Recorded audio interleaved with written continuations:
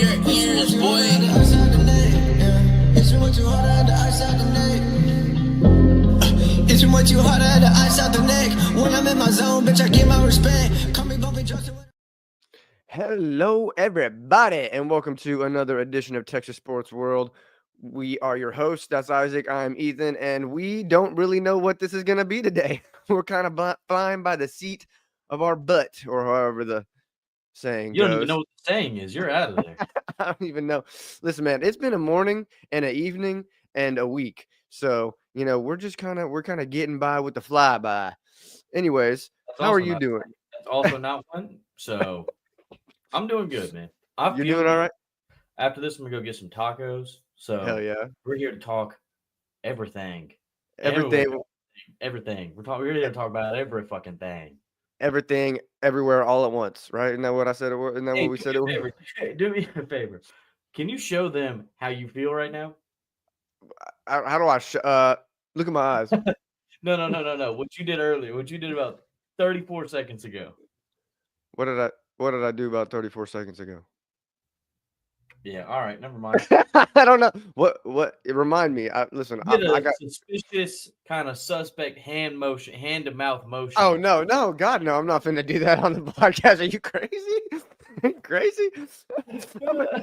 I mean, nobody's watching right now, so it's not. I mean, I'm not gonna do it. Are you crazy? Oh, it's getting clipped though. I'm gonna clip it. No, you ain't. There ain't nothing to clip, baby. There ain't nothing to clip if I don't. Page of the TikTok, you gonna yeah. Anyways, let's talk about your boy Lance McCullers Jr. first and foremost. Yeah, so we got to have this discussion because I used to. It was I feel like we're holding on to a lost relic. He was really good when he came out. Really good knuckleball pitcher, or really good sweeper, really good slow. We didn't really have a fastball on him. Stayed in the low 90s. Really a curveball guy. I think in the World Series, I think he threw like 20 straight curveballs or something like that at one point.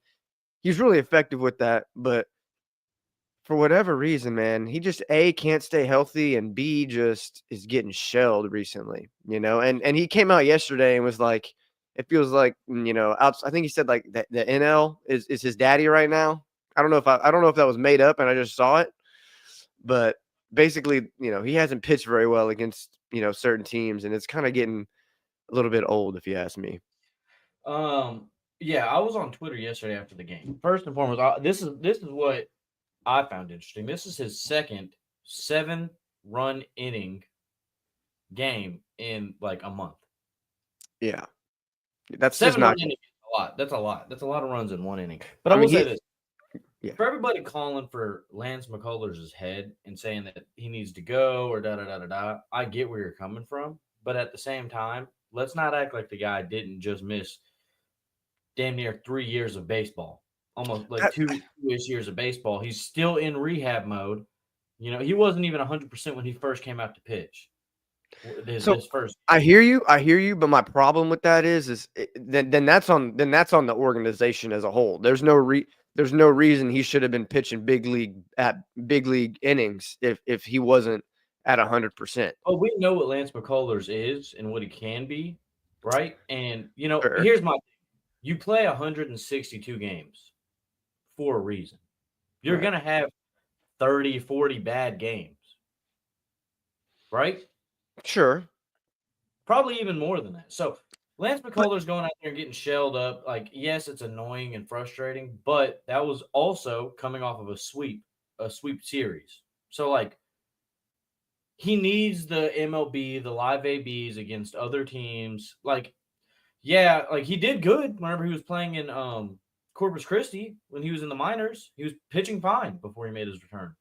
But this is a whole different ballgame. And, you can't expect him to go out there later on in the season when we're really trying to make a push for the playoffs. Like, you'd much rather this kind of shit happen now than wait on down.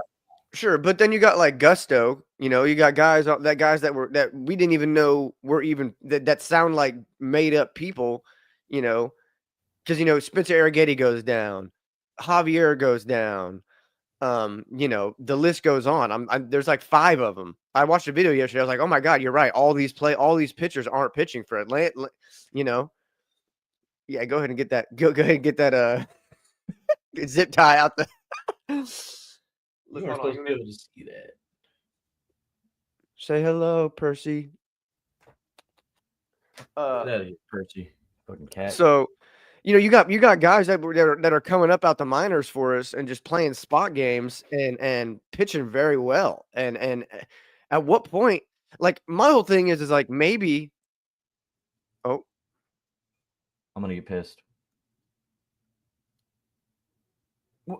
back You up, can go. back up.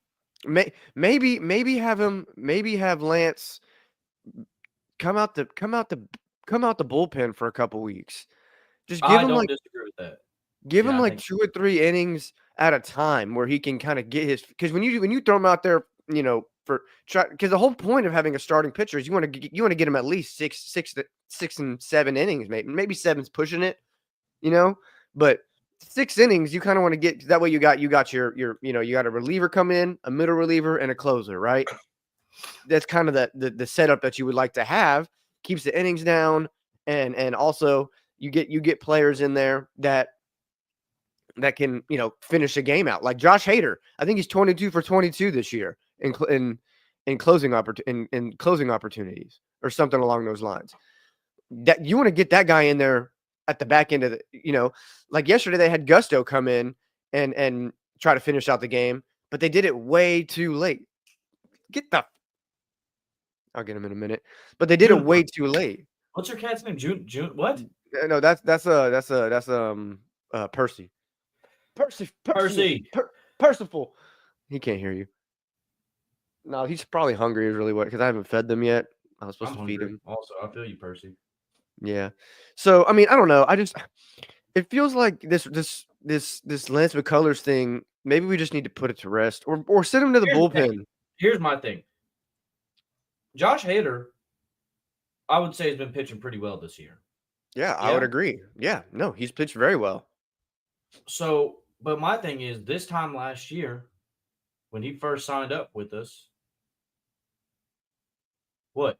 He was pitching terrible. Like he was losing his games, this and the third. Yeah. And like he just wasn't pitching well. And then everybody was calling for his head. And we stuck with it. And now he's pitching good. He's back to where he used to be. Yeah, but Josh Hader, but that's different though, because Josh Hader that was more of a case of new area, new scene, new place. This is different. This is the Josh guy Hader hasn't pitched in 2 years. That's the problem. Yeah, I agree. That's the problem. He hasn't pitched in 2 years. So then maybe we shift the blame to the organization. Because I don't think there's anybody to blame. I think it's just patience. I think patience is what we need with Lance McCullers Jr. The Astros right now are maybe this is kind of crazy, but they're playing on borrowed time right now, because there's no reason they should be the second best team in baseball right now. There's no reason that that their bullpen should have the best ERA in baseball right now. There is no reason that our pitching staff has always been like our strong point of an organization. We always pitch well.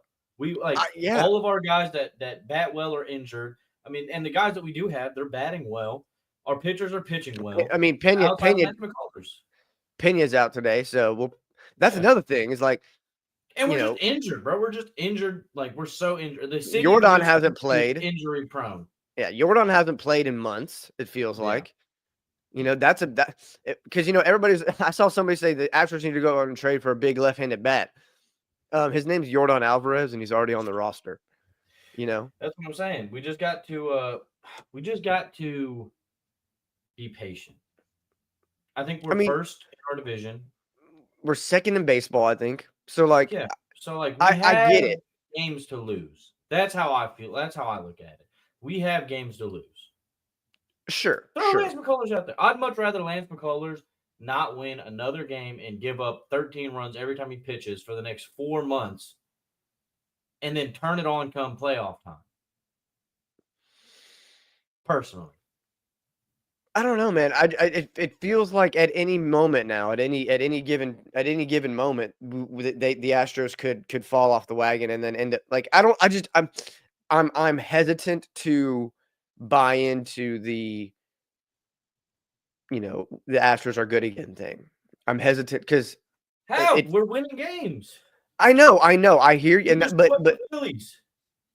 I hear you. And then we lose 12-3 to the Cubs yesterday. So like it feels and I get it. We've done really well at home. I think we've won like 16 of our last 21 at home or something like that. So like we're playing good baseball. I don't deny that. I'm worried that this team is at any moment could just fall off the wagon because of games and players like Lance McCullers and how he's playing right now. Sure, but because if you just keep throwing him out there, what if he doesn't? What if he doesn't ever turn it on again? Like, what if he never finds it again? Okay, then he's done. We got that we can afford to have that though, because we have guys that can go in and replace him.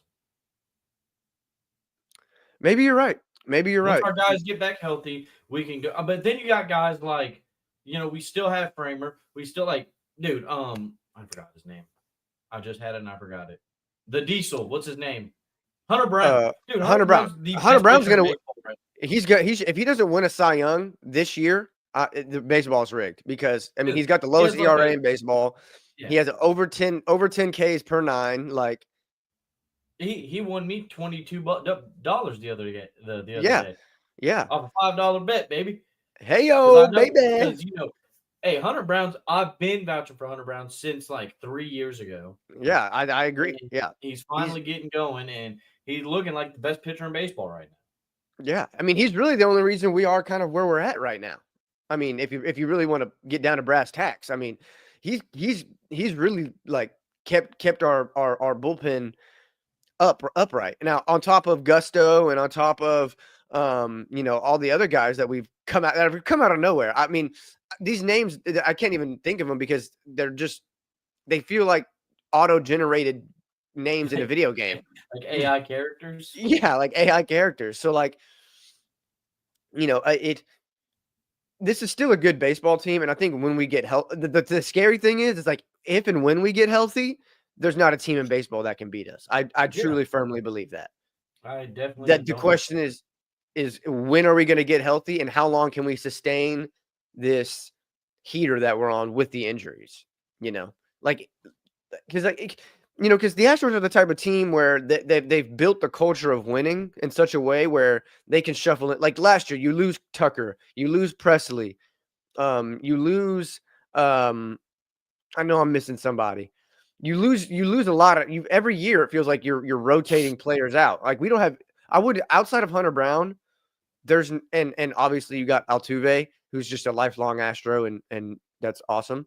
But outside of Hunter Brown, Altuve, and Pena is just now starting to come into his stardom. You don't really and there's a very good possibility Pena just signed with Scott Boras, and he's notorious for getting players a bag, and the Astros are notorious for not paying players a bag. So that's why that is true. But I don't think Pena realistically. I think Pena knows that one good season isn't going to get him to be the highest paid shortstop in baseball. So not too worried about that. Because last year he couldn't hit for this year he's doing a lot better than him.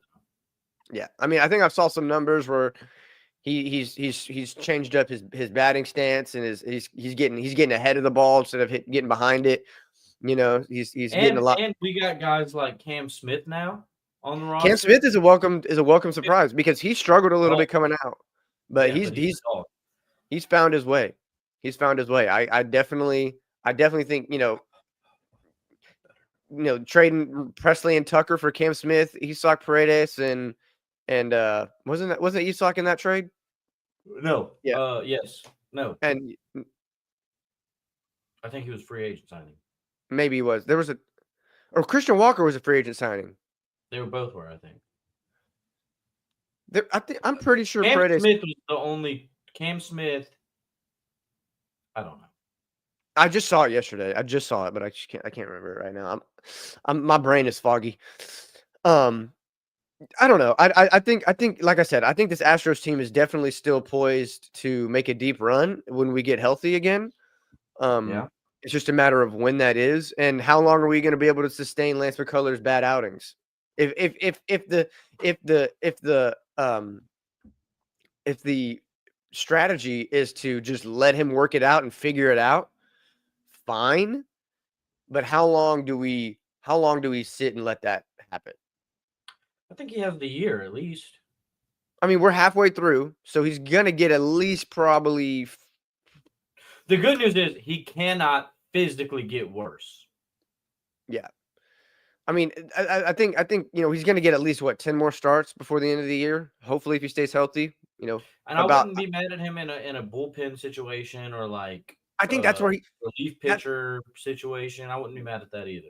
I think that's where he's going to succeed from at this point in his career, because he's not a fastball pitcher. He doesn't really have a variety of pitches.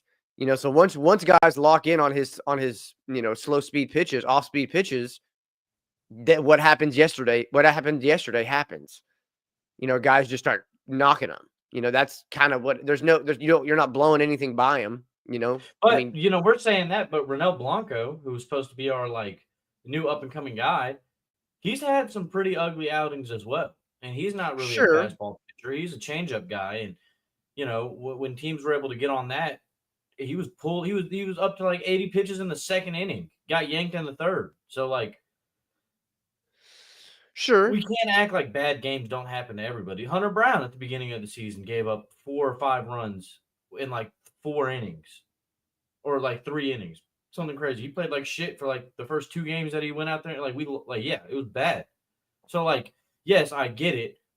They were able to turn it around. Now Hunter Brown's the best pitcher in baseball. Lance McCullers just got here. He just got back. He won his first game. His first game back, he won it. He played fine. So you're gonna have your bad game. There's gonna be we're expecting Lance McCullers, whenever he takes the mound, to be exactly what he was and have it figured out off rip. He hasn't pitched in 2 years. Give him some yes, he has bad games. They all do, but he's still got he's still got nasty shit. So he can. He does. I'll give him that. He still does have a nasty curve, and he still has something left in the tank. I'm just worried about where we're using it at. I think if he performs bad for his next 3 starts, we'll have a conversation about it. We should. I think we'll. I don't disagree. Because I've been pretty adamant.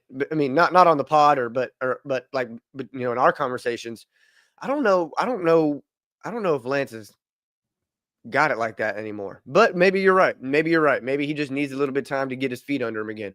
Now, granted, stay out the freaking weight room and stop doing dumb shit and hurting yourself for no reason. And he just came back off another injury. Right. He's got to stay healthy. He just has to stay healthy. We can't keep having, the Lance McCullers is hurt thing. It just can't happen, especially when we're basically pitching our B team pitching staff right now. Our entire first pitching staff is hurt outside of Hunter Brown. Yeah. It feels like every week there's a new pitcher. There's a new pitcher coming up that's pitching. It feels like every week, So I don't know. I think maybe you're right. Maybe he'll figure it out. Maybe he gets back to what he's doing. But I think ultimately he needs to go to the bullpen and come in, give us 2-3 solid innings at a time, get your feet wet, and maybe come playoff time, he'll get it revved up again. But I just don't necessarily want to give him baptism by fire. I don't want to just throw him out there and say, give me 6 innings, give me 90 pitches, and we'll see what happens. I don't know if that's necessarily good for the team, because offensively we struggle anyway. We struggle to score runs offensively as it is.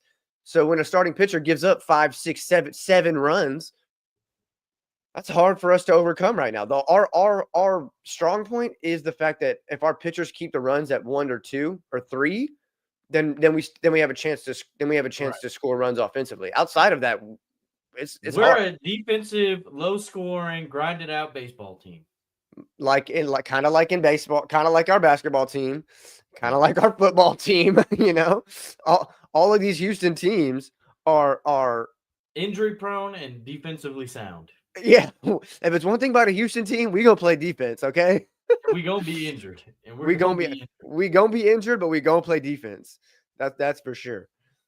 That's for All right, sure. let's switch gears up. Yeah, hit me. What you got? What you got, brother? Let's switch the gears up a little bit. Dive back into college football. There's a couple things I want to touch on that we talked about. Okay. I want to get your reaction to the college football 26 video game rankings of the top whatever best teams it was.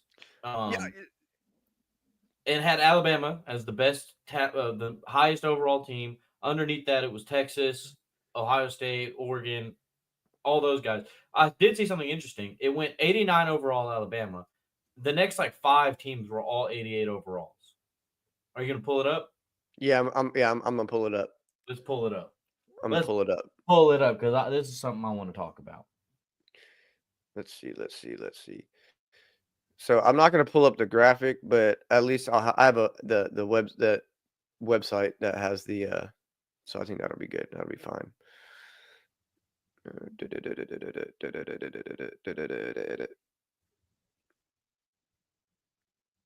There we go.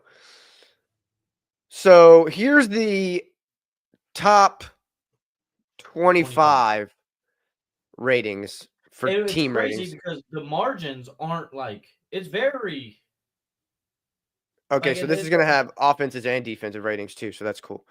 okay, perfect. So number 1, Alabama. Ethan texted me when this list first dropped and said Alabama at number 1 is crazy. And I said, why is that crazy? He said Longhorns at number 2 is also crazy. But here's what I want to say. Alabama, Texas, Ohio State, Penn State, Notre Dame, Georgia, Clemson, and A&M all are 88. And then Alabama's 89, one overall better than them. So, like, it's not like Alabama's a 98 and the Longhorns are a 92. Like, the margins aren't super wide when it comes to the list. You know, I had some time to think about this. After we had our conversation. And, you know, maybe this is a hot take, but I think Penn State should probably be up there. I disagree. I think as an Alabama homer and as somebody who knows their roster very well, I don't disagree with Alabama. I think Alabama is the most talented roster in football. I mean, okay, I hear what you're saying. Alabama, I don't disagree that they have a. I think they're the most talented roster in football, but I will say they didn't play like it last year. Like I would even be okay if it was Ohio State, Penn State, Alabama, Texas as the top 4 in that order. I just don't think Penn State's better. I mean, on a sheet of paper, you look at the names, because that's what this list is. It's not about how good the scheme is or how good the coaching is or, you know, how good the players are. It's how good each individual player is on paper, what they're supposed to be, right? And how big their names are. I mean, Penn State, Trevor Pena, Kyron Hudson, you know, they still got Drew. I'm not a big Drew Aller fan. I'll admit that. But, you know, they still got Katron Allen, Nicholas Singleton. You know, that's still a very, very, very good offensive team. And I think defensively, they're also very, very good.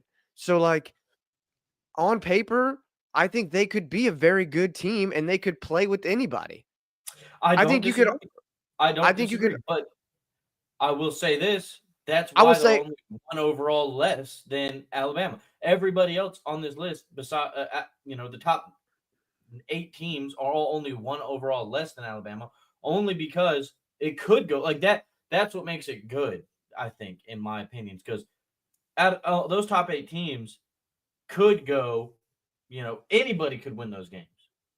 But then there's look at this. Like, okay, so Alabama being 7th on offense, that's a little crazy to me too, because I agree.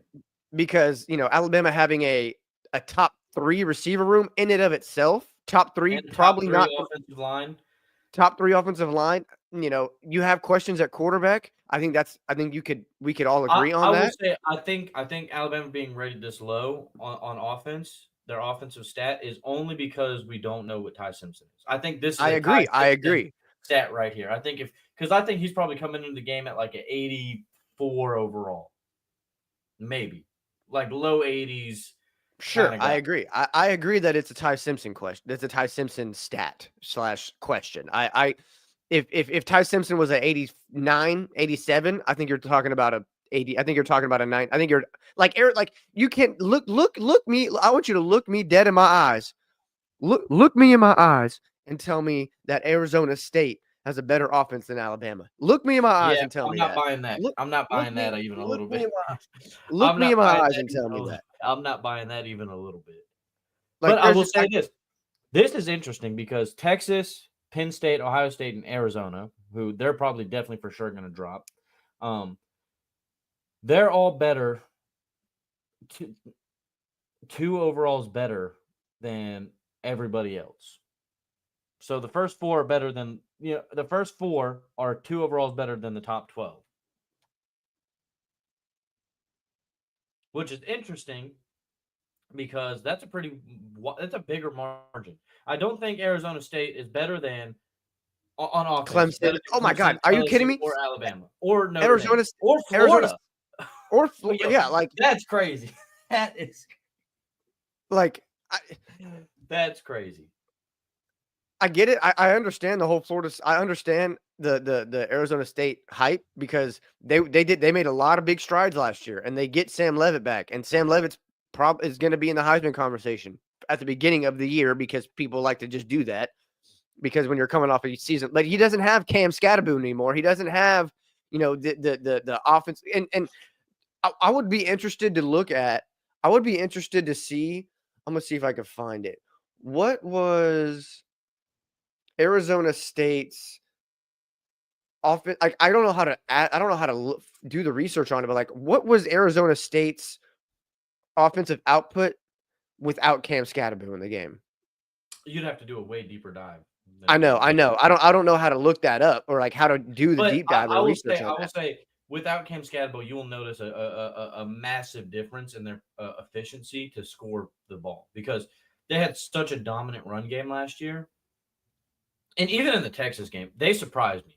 I was giving you a They lot of did, shit they did. about how y'all struggled against Arizona State, but I will say this: Cam Scatterbo is a different kind of guy. I would I argue he agree. might be RB1 of last year I over mean, Ashton Jeanty. ooh, hot take of the day. I think that's. I mean, what are you saying that because of the conferences and stuff? Like because of the way that the way they I play? think I think my take on that, the reason why I say that is because, for one, the games that they had to play against other teams, Sure, obviously Boise sure. State is playing lesser competition. Don't get me wrong, Ashton Jeanty went crazy, but that was kind of, you can't play, like, football is a team sport. And as good as Ashton Jeanty is, he can't be your only source of offense. And I feel like last year for Boise State, he was. So when you went out there in the playoffs and they knew, okay, Ashton Jeanty's going to run the ball, that was it. That was the defensive game plan. Don't let him be that good today. I mean, in his game against Penn State, it took him 30 carries to get over 100 yards. That's what I'm saying. So it's like, sure, feed the guy, I guess, but if that's what you're relying on offense, you're going to not have when it comes to playing big games, you're not going to do well. Arizona State, I feel like, had a better mix of running the ball and passing the ball. And also, I feel like Arizona State's roster was a little bit better than Boise State, which Sure, made Cam sure, Scatterbo look a little bit better. So sure. maybe, behind the NFL offensive line and, with that kind of stuff going for him, maybe Ashton Jeanty is better. But I think last year, given the circumstances, Cam Scatterbo was better Yeah, I agree. subjectively than Ashton Jeanty. I agree. I agree. I don't disagree with that, and that's why I don't understand this 91 overall thing they got going on for Arizona State, especially like you can't.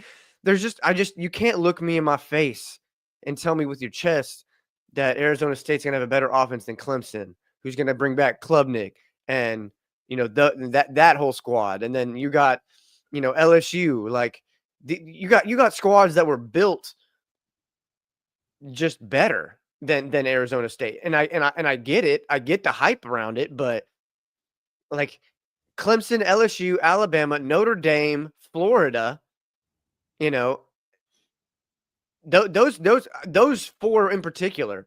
Now maybe we can have a discussion about Miami because I'm not a big Miami believer. We can have a discussion about Indiana. I don't really believe in Indiana. We can have a discussion about A&M unbiasedly. I know they got better, and I know that you're going into year 2 with I think A&M shines more on the offensive side of the ball than they do defensively. Sure. Especially next year, they probably will. So, but yeah, and I know you're coming into year 2 with Reed as your quarterback. That's great. I think, and I'm a Reed guy. I think that Reed is going to. I think Reed has a very good, if he can, throw the ball a little bit better than he did last year. I think he's a freak athlete. And in today's college football, if you have a freak athlete back there that can throw the ball a little bit, you have a chance to win any game you play. I do agree. I do believe that. So, I mean, they barely lost to Texas last year. If Quinn, has one or two more bad plays, we're talking about a totally different game. What was the final score of that game? 17-7? Yeah. So defensively, they actually did job. I mean, they held what's a really good offense last year to less than 20 points, and that's off of. And let's be real. Let's be real here. That game was a little bit closer than even 17 points, 10-point score differential. But I think that game was a lot closer than it was supposed to be going into like the fourth quarter. It was. They had a good drive going. They had a good drive going to almost tie the game, I think, and then it just fizzled out there towards the end. Because of y'all's defense. But I will say, 17 points, holding Texas to only 17 is impressive. Very impressive. And honestly, I think there's a ton of different factors that go into that 17 and that go into what that game was. Outside of the X's and O's and the Jimmys and the Joes, I think there were different factors that went into that. But I don't disagree that they played a good game. That they held it. They made it way closer than I thought it was going to be. Yep. I can agree with that. And that was a fetus, Marcel Reed, who already had tape out there, and they knew kind of what he was good at, running the football, and they play in the SEC where, I can see why A&M had offensive struggles for sure, but I do think they'll be a lot better offensively this year. Not better than Texas, just in general, better than Arizona State for sure, though. Yeah, that's the main point I'm trying to make. That's the main point we're trying to make. I agree. Yes. So this right here is kind of where Alabama gets its rating at. Right here is the and defense. This I agree. Honestly, another hot take of the day. I think this could probably be higher. I mean, I'm kidding. I think this is just about right, though. I think what this shows us, though, is that I think this game, the specific to College Football 26, is going to be a defensive. It's going to be a lot harder to score. For sure. It's going to be a defense. You're talking about 1, 2, 3, 4, 5, 6, 7. The top 12 are all 90s. Can we talk about this? Can we talk about this right here? Apparently, well, I know they recruited well. They spent that was my question. Am I missing something? Did I not see something? They recruited and they spent a lot of money in NIL, and they got a lot of good transfers. So I get it, but I gotta see it though, because we know that having names on a sheet of paper when you get recruits and transfers doesn't mean jack. Look at Clemson the past couple of years. Right. Now, they weren't a transfer-heavy team, but just in general, I'm just saying. So, and A&M is a transfer-heavy team. They haven't been really good. That was my main point, not Clemson. A&M, they're a transfer-heavy team, and they always had. I think 2 years ago they had the best recruiting class, and then they always transfer really well. They got a ton of transfers every year, high name guys, and then they go out there and they win 8 or 9 games. So on paper, this is another on paper stat. I think Texas Tech looks good on paper, but you got to see. I mean, I'm looking at what they did in the transfer portal, and I'm just trying to figure out where this defensive rating is coming from. because I don't understand. Like, did they add somebody or a couple bodies that were really good? Because all I'm seeing is they lost a lot of people, and they added not a lot of people. I mean, Romello Height from Georgia Tech was a top rated edge recruit in the transfer portal. Terrian Grant from Purdue, a cornerback. I think that a 3-star in the transfer portal. That's okay. Cool. Uh, uh, you got Lee Hunter is probably where it's coming. Lee Hunter, I forgot about that. Defensive tackle from UCF, one of the top ranked defensive tackles in the transfer portal, goes to Texas Tech. So like, I guess they're added. They added some players from big time programs. And they still have some good players from last year. Sure. I want to see who's. I don't like how On3 has their setup because it doesn't show me just the ends. It shows me like everybody all mixed up, so I have to like scroll through and like really look. Let's go to 247 because I think 247 does a better job.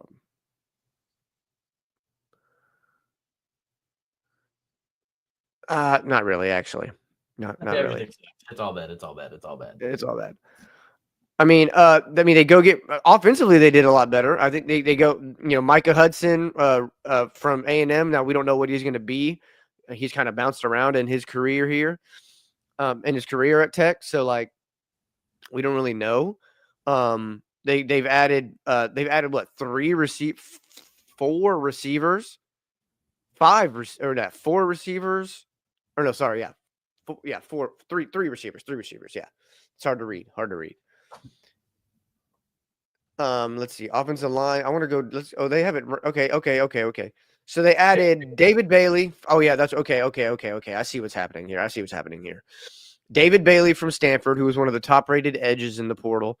Romello Height, from another edge from Georgia Tech. Lee Hunter so those 3 guys in and of themselves were some of the top guys in the portal. So, I mean, a couple other guys from they got a guy from NIU, another defensive tackle. Let's see, Anthony. So they added some girth. They added some guys, some big bodies, some big bodies. Big bodies. Then you got Amir Boyd from UTEP, Cole Wisniewski, he's a safety from North Dakota State. Brian Pollock from Mississippi State, Terrian Grant from Purdue, Dante Balfour from Charlotte, and then. So I mean, they've done some stuff. And so I can see, where the rating comes from. I guess on paper, like you said, all of it is on paper at this point. So. We'll see if that 92 rating holds up because the only reason I was confused is because Texas Tech has been notorious for having bad defenses. Like it's kind of their thing, So, but David Bailey and Lee Hunter, those 2 all alone raised them up like 4 or 5 overall. Yeah, raised the floor of that defense by themselves. So I can understand that, but then you look at like, are they really better than 2 overalls better than Clemson? Probably not Notre Dame. Probably not Notre Dame or A&M. I don't think. Because like Tennessee, Indiana, Miami, Duke, Oklahoma, I can live with those. That's fine. I don't really think they're going to be that. I don't think Tennessee's a 10-win team. I don't think Indiana's You know what? a 10-win team. I will say this. I'm very surprised Oklahoma's is only an 88. Why? Because I thought Oklahoma was a lot better defensively. I mean, let me look at it. Let's go. Let's go. Let's go. Yeah, let's go. Let's look and see what they've done. Oh, I don't need to see the quarterbacks. They added 4 quarterbacks though. Oh no, they added 1. They added 3 quarterbacks this offseason, so that's interesting. Defensively, let's get to off. Nope, get past that. Nope, get past that. So they add Marvin Jones from Florida State, who's been notorious, who was a good recruit coming out. Florida State struggled last year. Not at all Marvin Jones' fault, but they weren't very good. They add Ricky Lolahea from Utah State, a 3-star recruit from the transfer portal. And then they like Kendall Daniels from Oklahoma State. He was a good linebacker. I remember playing against him. They lose Deshaun McCullers to Nebraska. That's a big loss right there. So you're basically trading Deshaun for Kendall. Is that going to be any? Does that raise the floor? They've lost a lot of defensive backs. They haven't added any. So like they lost a lot and they didn't really add much. And the people they did add, they added the guys that they lost. Right, weren't better than the guys and they lost. So like they still have David Stone on their roster. He tested the waters, but ended up coming back. They still have a pretty good defensive line. So like, I think I think 88 is probably about where they should be. What's up, Bryce? How you doing, buddy? Yeah, what's up, Bryce? I will say it's interesting and surprising only because everybody else that I've seen, like Josh Pate and the guy from On 3 and all them, they have Oklahoma ranked in like the top 10 for their lists, and I just don't know where that's coming from. So I thought they were getting a little bit better. I don't either. John Mateer, I guess. John Mateer, yeah, I guess. John Mateer and Jaden Ott is really where their offense is going to be coming. Yeah, I mean, I guess, but you're playing for. I mean, and you have a defensive head coach over there, in Brent Venables. So like maybe there's a little bit of magic he can sprinkle in there and figure it out this year. Maybe. I don't know about that, but maybe.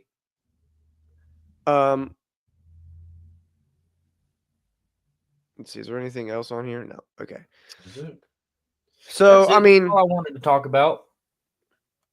Yeah, I think this is it's a pretty surprising the fact that I think it's nice that there's not a lot of there's more parity in the sense that like there's not, we talked about this on the phone, but there's not one team that's in the top that are better than anybody else. Right. I think there's there's going to be a lot of teams that are beatable in real life and in the game. So like but ultimately like I think now Penn State, their head coach James Franklin is going to do James Franklin things, and that's going to lose them some games ultimately. But I think on paper, I think their roster is really, really good. And honestly, I think we need to start putting a little bit more respect on Ohio State's name.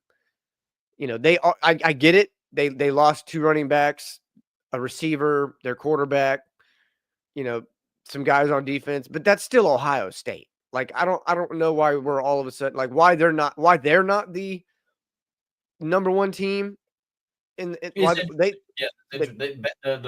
returning national champion. Right. They should be ranked number 1 going into next year, in my opinion. There's no way to justify why they are. They're known to reload, right? So right. They Justin Fields to CJ Stroud to Will Howard, now to Julian Sand. It's like there's more track record of it working out with Julian saying than there is of like it not working out. You know what I mean? Yeah. Like everybody, Ohio State has a quarterback question. Most teams do. Most teams do at this point. Right. And Right. teams like Ohio State are known for being able to reload that position. And that's kind of why I think that because Penn State is one of the teams that doesn't have a quarterback. Penn State, Clemson, LSU, I guess Texas, you can put Texas in there. maybe, but the question for Texas is different. It's not a question of is he the starter. It's a question of is he living up to being the starter. Is the question. I think the question is framed a little bit different when it comes to Texas, in my personal opinion. Like I said, Clemson, LSU, Penn State. I mean, those are really the only teams that you can certify as having a guy having started. And A&M, if you want to throw them in there, because Marshall Reed is the Miami, maybe. Yeah, and that's really it. That's really it. So, like, if your only argument for certain teams is the quarterback question, I'm not listening. Because every team is going to have questions at this point. Every team is going to wonder, is their team good? Like Georgia, is Stetson Bennett the dude there? We don't know that. I mean, yes, he performed well against Texas when he was thrown into the fire. I'll give him credit for that. Stockton. Starting Stetson Bennett. They're the same. Same guy, same archetype. Same archetype. Yes. I almost said it again. Stetson Bennett, right? Isn't that Gunnar Stockton? There we go. There we go. Gunnar Stockton. Are you good? Oh my God. Whoo. Gunnar Stockton. Like, is Gunnar Stockton the dude there? I don't know. We don't really know. And we won't know. We won't know until the season comes around. On paper, maybe. Maybe. Yeah, maybe. Like everybody has a maybe. And and it seems like it's so weird because it seems like a lot of ratings people and a lot of list people pick and choose which quarterback questions are like which teams that have a quarterback question are going to be like questionable, I guess. Right. They pick and choose like Alabama, for instance. Oh, well, it depends on how good Ty Simpson's going to be. He doesn't have to be that good for Alabama to be good. Right. Whereas a team like Georgia already didn't play good last year, subjectively. And then, if Gunnar Stockton goes out there and shits the bed, they're really not going to be good. They'll probably lose 4 games. Right. So, like, that's a huge question mark. Why are we not? Why are we talking more about Ty Simpson than we are Gunnar Stockton? Or like, we saw what a struggling Quinn Ewers did last year in the playoffs. Yep. And kept games way closer than they were supposed to be. Ended up losing to Ohio State. Not saying Arch is going to be that, but if he does, how does that? I mean, I would say Texas's schedule, although it's the same as last year, similar to last year's, is a little bit harder than last year's. And well, because look at our home slate versus our away slate. It's right. And the teams that y'all played last year that were bad aren't going to be like y'all played at Florida without Lagway, and y'all didn't play Ohio State at all. And y'all played at Georgia where they had, Carson Beck was the answer, but we knew he wasn't great, and y'all lost to them twice. So if Arch Manning does play bad, or just as bad or worse than Quinn Ewers, maybe y'all drop more games than y'all did last year. Right, and that's not out of the realm of possibilities. So it's not. I think quarterback question and Ohio State. They got purged also. If Julian Saying isn't great, they could drop some games. Yeah, they probably lose a couple more games than they did last year. And Alabama, obviously, if Ty Simpson doesn't play well, it can't get worse than last year. I think Ty Simpson could play bad, and we'd probably still go about 9-3. Well, because I think the bad is going to be a different kind of bad. Yeah, for sure. It's not. It's the bad that Jalen Miller is not going to be the same bad that Ty Simpson could be because they're two different players. Yeah, I agree. So, I think Ty Simpson's bad is more so just like probably accuracy issues, whereas Jalen Milroe's issues was accuracy plus turnovers plus and decision making and decision making and not being comfortable in the pocket. That's the thing that pissed me off about Jalen Miller so much because when he was on, he was playing good. He was almost unstoppable, probably the most unstoppable player in the nation. But then yeah. you get to him a couple times, and it's like watching a completely different person play the position. It was so annoying and frustrating. It was very like Jekyll and Hyde, like Yeah. very You yin either and get yang. probably one of the greatest college football players you've ever seen, or wow, this guy made a roster. Yeah, exactly. Like this guy got a scholarship at Alabama. How? Yeah, I agree. Yeah. And then guys like specific to last year, like I don't know, because there was questions last year for Texas also. When Quinn Ewers started playing like that, it was why isn't Arch getting in? Or let's let Arch now maybe not you specifically, but I do remember, and maybe not the majority of the fans, but there was a lot of Texas fans. Yeah, they were out there. I remember getting arguments with them. They were out there. And like you said, it is not out of the realm of possibilities because to anoint Arch as this next coming of Colt McCoy or Vince Young or not that he's the same player as those guys, but like that he can have the same impact as those guys without, because you do make good points when you say that he struggled in games against good teams. That is a fair point to make, but the fans and the coaching staff is leaning on the pedigree and leaning on the fact that he's in year 3 in the system, leaning on the fact that he is, when you turn on the tape, he did do some stuff, granted against bad teams, but he did some. Football is still football. Football is still X's and O's and Jimmys and Joes. Yes. So like, my thing is I get a lot of hate for my Arch takes about, specifically from you, about playing good against bad teams, and then whenever he went in there against Georgia and kind of shit the bed, But I will say this: in those games against UTSA and all of them, when he was playing good, I do think that the intangibles are there. Like he did have good right word. He did have good anticipation, and he did have he did good things. But I also, in the same token, agree that like against those teams, you really could put anybody out there at quarterback and probably win that game. Sure. I could go out there and go throw it, 30, 40 yards to a guy who's obviously mismatched. This guy's way faster than this corner. All I got to do is just that right there. He's going to catch the ball and run for a touchdown. Like, I'm not saying not to take anything away from Arch. I think he did play well in those games, but I just would like to see the hype, because I am an Arch guy. I do think he will be better than Quinn Ewers, but I'd like to see the hype kind of reeled in a little bit until he plays Ohio State and proves himself as a team like that. And another thing that kind of hold on, let me pump up. Another thing is Arch in himself has kind of made it known that he also wants to. He's like, I haven't done any. Like he's in interviews and in shows that he's done. He's like, I haven't done anything. Like I haven't done anything to deserve any. Like somebody asked him, he was like, how do you feel about this week at the Manning Passing Academy? Somebody asked him like, how do you feel about being in the Heisman conversation? He's like, I haven't done anything to earn that. Like I don't listen to that. Like there's no reason for anybody to really. He didn't say it, but the way I took it was like, why? For what? I haven't done anything. So, and that's why I like Arch, because I like Arch as a person, as a football player. I don't like the attention that he gets from because I feel like that's such a negative thing.